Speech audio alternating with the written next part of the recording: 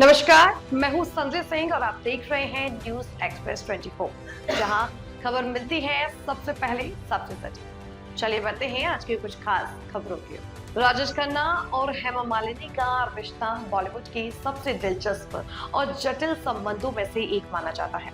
दोनों ने साथ में कई सुपरहिट फिल्मों में काम किया, जैसे अंदाज, महबूबा और प्रेम नगर। पर्दे पर उनकी केमिस्ट्री गजब की थी, लेकिन पर्दे के पीछे उनका रिश्ता उतना सहज नहीं था।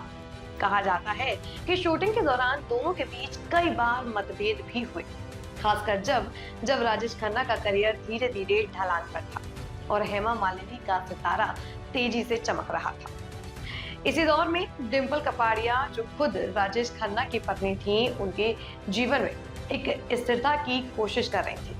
भले ही डिम्पल और राजेश खन्ना का वैवाहिक संबंध लंबे समय तक नहीं टिक सका, लेकिन उनके बीच सम्मान और दोस्ती बनी रही। डिम्पल का हेमा मालिनी से भी परिचय फिल्मों के सेट पर हुआ और धीरे धीरे दोनों में एक सहज मित्रता विकसित हुई।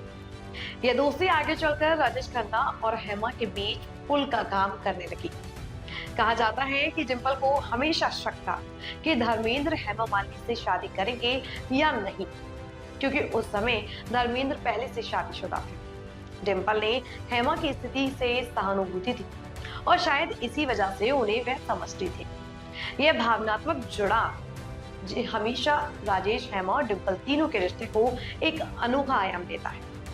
इन जटिल मानवीय रिश्तों की झलक कई फिल्मों में भी देखने को मिली, जहां प्रेम, असुरक्षा और सम्मान जैसी भावनाएं एक साथ उभरती हैं।